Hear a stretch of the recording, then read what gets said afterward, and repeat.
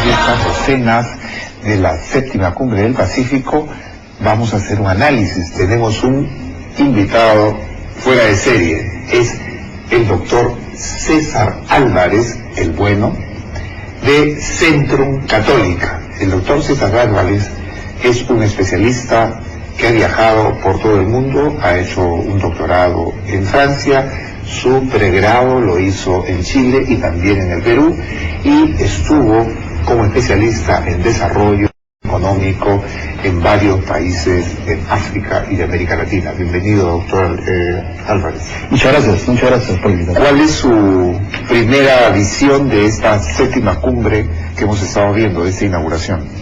Bueno, yo creo que es un evento muy importante y trascendental para el futuro de las naciones que integran la Alianza Pacífico, ¿no? Y quisiera señalar algunas intervenciones que me parecen fundamentales, ¿no? La del presidente Piñera, cuando habla de traducir los sueños en proyectos, o sea, no caer en el ensimismamiento y quedarse que los sueños se van a realizar solos. Los sueños tienen que traducirse en proyectos y estos en acciones para concretar las cosas. También la intervención del presidente de México, Peña Nieto, me parece muy interesante, porque de alguna manera esto busca constituir para nuestra oferta exportable. No hay que olvidar de que los países que hoy día son considerados emergentes, como los países asiáticos, han tenido dos características fundamentales, ¿no? La primera es que han abierto sus economías al exterior, han firmado TLCs y han organizado sus economías de tal forma que puede haber importaciones y exportaciones. Y la segunda es que han hecho reformas internas. Entonces, estos países, el caso de Chile y México, han hecho estas reformas internas. En el caso del Perú, debo señalar lo que ha manifestado el presidente Humala en lo que se refiere a la inclusión, ¿no? Pero a mí me preocupa algo que es muy importante. Uno, para organizar esta plataforma y vincularnos a este mundo moderno, en la competitividad global, donde somos prácticamente de habitantes, entrar a esa competitividad, hay que organizar la oferta exportable de los países. Y ese es el gran desafío. El desafío no basta en quedarse en el sueño, en el proyecto global o el intento de integración, como tenemos otros casos, como Mercosur, por ejemplo, que han quedado sino es un proyecto ideológico, ¿no? Que tiene un sesgo más político, digamos, ¿no? En tanto que si organizamos esto como una plataforma y podemos tomar el desafío de los países que organicen sus ofertas exportables y en forma asociativa reducir costos, ser mucho más competitivo, vamos a lo que se señaló en esto, que ningún país puede salir adelante si no hay crecimiento económico. Entonces, organizar ese crecimiento económico sustentado en esta oferta exportable creo que es el gran desafío en este momento para utilizar lo que ya han llamado esa plataforma positivamente. A mí me llama la atención el concepto central de que sin crecimiento económico no estamos hablando en realidad de futuro. O sea, esta Alianza del Pacífico se sustenta sobre la base de el Estado de Derecho, la democracia, la libertad. ¿Para qué?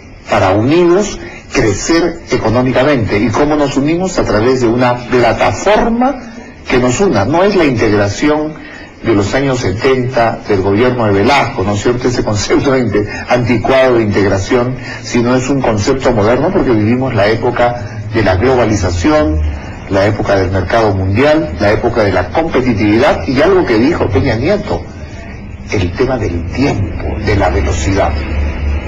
Sí, hay un tema que me viene a la mente, que es ¿por qué se unieron Francia y Alemania y convocaron al resto de países? Se unieron porque, olvidando sus rencillas, alrededor de un proyecto económico, el carbón y el acero. Uno tenía carbón, el otro tenía acero. O sea, alrededor de ese proyecto económico comenzó a concretarse lo que es actualmente la Unión Europea. Y es a través de la economía en que uno puede unir, puede generar beneficios que luego puedan ser distribuidos. No puede haber distribución sin beneficios, y el crecimiento es fundamental. Y no puede haber unión sin beneficio, viene cuando hay crecimiento, porque si no repartimos pobreza. Y si seguimos analizando así, el crecimiento se basa en la inversión. Entonces, si queremos, por ejemplo, en el caso del Perú, asegurar el crecimiento económico, tenemos que concentrar todas nuestras acciones en lo que es la inversión, tanto la inversión pública como la inversión privada. Entonces, ahí es donde se deben focalizar nuestras acciones. ¿Y cómo estamos en ese tema? Bueno, un poco preocupados, ¿no? porque hemos visto los resultados que se han obtenido en estos meses iniciales, y sobre todo me preocupa porque 3 trimestres en un año definen el año. Entonces ya nosotros hemos pasado el primer trimestre, los resultados han sido, digamos, no han sido buenos. Ni chicha ni limonada. Tampoco han sido malos. Estamos por finalizar el segundo trimestre, nos falta un mes, y luego vamos a entrar al tercer trimestre. O sea, nos quedan 4 meses. El gran desafío que tiene actualmente el deber es que en estos 4 meses tiene que traducir ese proyecto en acciones, tiene que asegurar el crecimiento económico. Si en estos 4 meses no hace un conjunto de acciones para asegurar ese crecimiento económico, podemos perder una gran oportunidad. Si hablamos de que hay una plataforma en la Alianza del Pacífico, ¿cuál es la plataforma interna? ¿Cuál es la plataforma del Perú? Yo creo que hay un aspecto fundamental que es una norma para hacer las cosas. Hay 3 elementos. Tener bien claro el objetivo, el equipo y el financiamiento. Con esos 3 elementos uno puede hacer cualquier cosa. Y ya aplicado eso a nivel país, ¿cuál es el objetivo? ¿Cuál es el rumbo de país? Yo creo que eso es un punto central que hay que clarificar. ¿A dónde vamos como nación? ¿A dónde estamos yendo? ¿A dónde estamos yendo en estos momentos? ¿A dónde nos lleva el gobierno? Bueno, yo creo que se habla de piloto automático y otros hablan de que, bueno, hay que dejar que la minería que desarrolle sus proyectos, pero encontramos que la minería está encontrando dificultades. Entonces, eso hay que clarificarlo. ¿A dónde vamos como nación? En el corto plazo o en el largo plazo. Y el equipo, eso es lo que más me preocupa también. No tenemos problemas con el financiamiento, tenemos financiamiento. Paradójicamente tenemos financiamiento. Entonces hay que fijar primero el rumbo y segundo el equipo. Yo creo que tenemos un problema en el país muy grave, que es la falta de institucionalidad. Tenemos una institucionalidad muy débil que hace que la velocidad del crecimiento económico sea sustancialmente diferente de lo que es el crecimiento del desarrollo del país, porque la velocidad del crecimiento institucional es muy lento, débil, y casi no está presente. Y eso hace que se generen conflictos. El caso de las entidades extractivas es un ejemplo. El Estado no está presente en desarrollar un rol de árbitro en términos efectivos, hace que se generen directamente los conflictos entre las empresas y las comunidades, cuando realmente el Estado debería ejercer una función que es su papel de árbitro frente a lo que son los intereses. Y eso es muy simple, porque al final la empresa viene a invertir, a asumir su riesgo y para generar valor. Entonces una empresa busca generar valor. Las comunidades o las organizaciones que están alrededor de las empresas también buscan generar valor, un valor que les asegure futuro. El Estado también busca generar valor en términos de la recolección de impuestos, en términos de generación de empleo. Pero paradójicamente, si todos buscan generar valor, ¿por qué no se solucionan los problemas? ¿Por qué hay tantos problemas? Porque no hay un diálogo. Hay un problema que estas últimas semanas está causando desconfianza, generando dudas, que hay que eliminar. Yo creo que en estos momentos, en estos 4 meses que estamos hablando, que es el gran desafío, que no es para mañana ni pasado, es hoy día, es hoy, ahora, donde hay que atacar este tema, es recuperar la confianza, asegurar estas inversiones. No hay que olvidar que el Perú, con la tasa de crecimiento que tiene, hay varias proyecciones sobre esto, pero tiene una tasa de crecimiento importante, que comparativamente nos ubica en un nivel muy superior en América Latina y en el mundo. Estamos en una posición privilegiada. Y estando como está el mundo, Europa en una suerte de estancamiento, ¿no? Tiene un crecimiento negativo en promedio, Estados Unidos, que tiene un crecimiento muy lento, Japón, que está tratando de levantar su economía. Entonces, donde se está produciendo dentro de esa crisis una especie de guerra de divisas, porque todo el mundo está devaluando sus monedas. En China un poco mantiene la expectativa de sus espacios económicos, su crecimiento interno, pero siempre genera demandas. Entonces, ¿qué es lo que debemos hacer nosotros? La pregunta es, ¿qué debemos hacer nosotros en el corto plazo?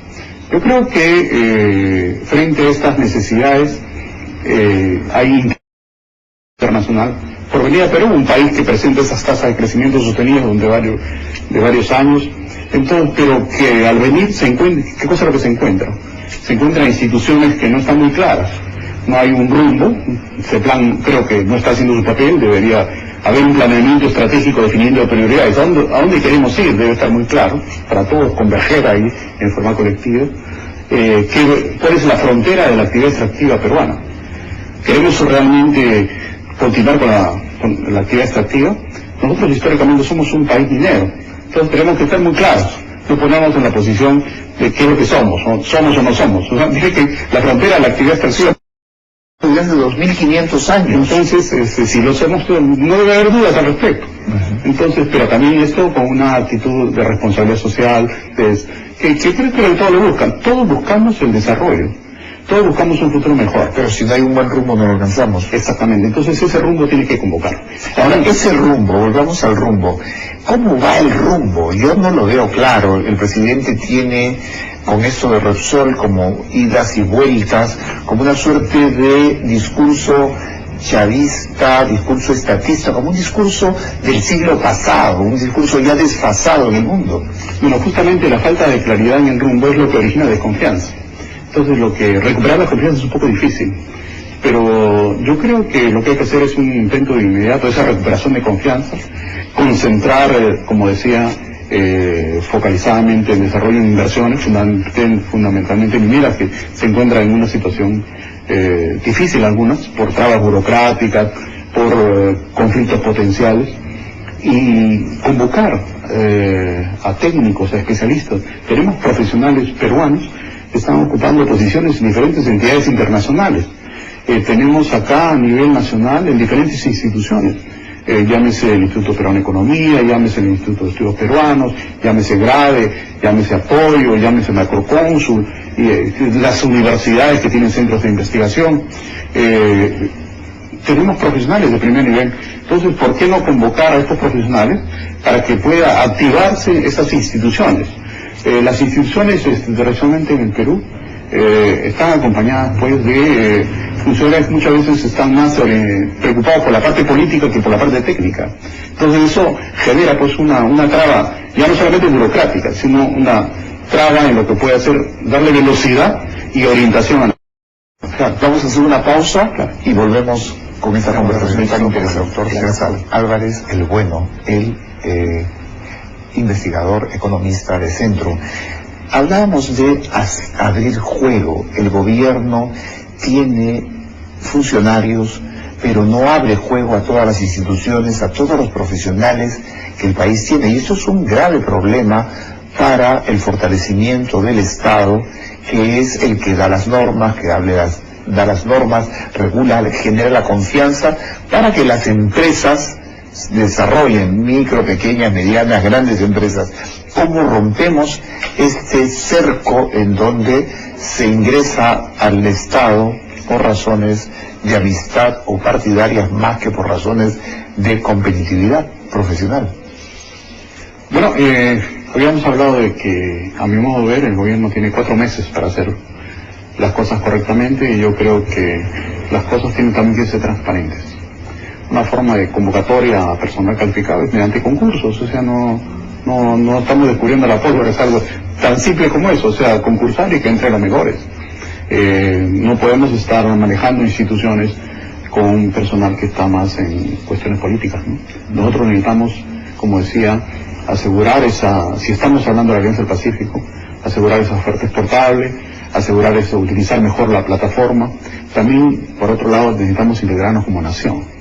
No basta el planteamiento de inclusión. Yo creo que tenemos que partir de un concepto de integración como nación. ¿Cómo es posible que nosotros ya vamos a cumplir 200 años y todavía no somos una nación, más allá de la acepción legal? Y definiendo nación como el haber vivido juntos, tener un presente interesado en vivir juntos y tener un futuro juntos. Ese futuro juntos que implica ciudadanía, organización, empresas, Estados bien definidos y asociados bajo una sola perspectiva. ¿Qué queremos a futuro? Y todos juntos trabajemos en todas las... Pero se construye nación también en forma, como ha dicho el presidente Peña Nieto, en forma pragmática, es decir, cómo unimos al país, o sea, cómo logramos atraer la inversión para resolver este déficit de $80.000 millones de infraestructura. Si empezamos por ahí, habíamos comentado que una forma importante de asegurar el crecimiento económico. Nosotros, en realidad, podemos decir que tenemos 4 tipos de capitales: capital natural, capital cultural, capital humano y capital físico o de comunicaciones. En el capital natural nosotros tenemos mucha riqueza que no es muchas veces competitiva porque no se ha traducido en proyectos. En capital cultural estamos cada momento descubriendo nuevas cosas, tenemos una riqueza increíble, pero eso nos lleva a definir, queremos ser un país entonces culturalmente atractivo, pero lo que es el desarrollo cultural, el turismo, por ejemplo, se basa en 2 conceptos. No solamente hay que tener el atractivo cultural, sino la infraestructura. Y entonces, si definimos el rumbo, hagamos la infraestructura para que nos convertamos en un país generador de esta utilización de este capital cultural. El capital humano no hablemos porque ahí se habla mucho, hablemos del capital físico, estructural. Ahí podemos hacer muchas cosas. Una integración inmediata, rápida, es a través de organizar la interconexión en fibra óptica de todo el país. O sea, una forma de integración rápida es que todo el mundo se pueda comunicar. No es posible que vayamos a una región como Madre de Dios o vayamos a Loreto y tengamos dificultades de utilizar el Internet. Entonces, que demora mucho tiempo, muchos problemas. Entonces, tenemos que tener una fibra óptica extendida a nivel nacional. Y de calidad. Y de calidad, por supuesto.